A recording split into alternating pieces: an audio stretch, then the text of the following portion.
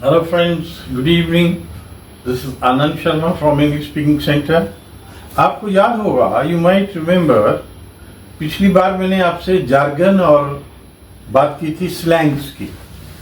जब मैंने एक स्लैंग बोला था बेटर हाफ, वाइफ को क्या कहते हैं? बेटर हाफ या हनी भी कहते हैं, HONEY, हनी, राइट? तो आज मैं कुछ स्लैंग्स आपसे डिस्कस कर रहा हूं. फर्स्ट स्लैंग है rocking. Oh, come on, you're rocking. It means आप बहुत बढ़िया कर रहे हो. Suppose you are studying very hard and you're able to interact yourself in English. Your friend will say, "Come on, man, you are rocking." इसमें rock चट्टान का कोई मायने नहीं है. स्लैंग का मतलब होता है एक ऐसी भाषा जो प्रचलन में आती है पर वो 99.9% लिखी नहीं जाती है. अब कुछ देश लिखने भी लग गए हैं, but in our country it is not written, it is only spoken. Like कोई ऐसे लिखेगा शी इज माई हनी. अगर उसको हनी वाइफ लिखना है ऐसे में या कहीं स्कूल में, वो हनी नहीं बोलेगा, वो वाइफ ही बोलेगा. सो रॉकिंग मीन्स छाना, you know, shine, rocking. Clear? Now we come to the other point. Dude. Hi dude. So this is the latest word for guy. Hello dude. अब ये जो गाय है, ये गाय गर्ल्स के लिए भी आता है. वैसे हमारे टाइम में पहले, ऐसे 20 साल पहले आता था guys and girls, guys and girls. अब ये मिक्स हो गया. गर्ल्स जो है ये ऑब्सोलीट हो गया. क्या हो गया? ऑब्सोलीट. ऑब्सोलीट का मतलब होता है ऐसा शब्द जो भाषा से हट जाता है. जैसे हमारी संस्कृत धीरे धीरे ऑब्सोलीट हो रही है. हिब्रू भाषा जो इजराइल की है वो ऑब्सोलीट हो गई है. तो ये वर्ड जो गाइज एंड गर्ल्स, वो गर्ल्स वाला गर्ल गया. Hello guys, it means girls also. Now we come to next point, swag. ये तो आपने गाना सुना ही होगा, स्वैग. तो swag means self confidence. Well go there with the swag. Self confidence. जिसमें कॉन्फिडेंस होता है उसको कॉन्फिडेंट कहते हैं. He is confident. और जिसको कॉन्फिडेंट नहीं होता है उसको डिफिडेंट कहते हैं. हिंदी में दब्बू कहते हैं. He is diffident, he doesn't have confidence. Nuts. Nuts खाने के होते हैं, वॉलनट होते हैं, ग्राउंडनट होता है. अंग्रेजी में नट्स का मतलब होता है पहला गया है क्या? Have you gone nuts? Have you gone crazy? तो ये पहले इसके लिए क्या बड़ी यूज होता था? क्रेजी. अब क्रेजी नहीं बोलते, हम बोलते हैं have you gone nuts? Are you nuts? Are you nuts? No no, I am not nuts. I am asking for my money. Don't say like that. Come on, behave yourself. Behave yourself का मतलब है भाई ठीक ठाक रहे. हाँ, be in limits. Next, joint.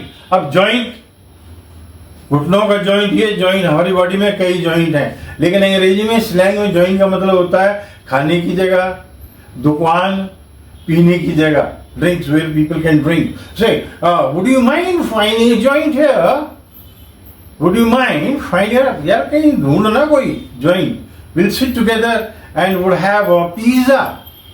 So that is joint. Means meeting place. Chill, chill, relax. You should chill yourself. Don't get any anxiety. Utsukta. ANXIETY.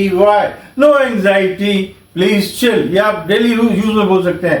No anxiety. यार इतनी टेंशन क्यों ले रहा है? चिल कर, chill. Everything is going to be fine. सब ठीक हो जाएगा. Everything is going to be fine.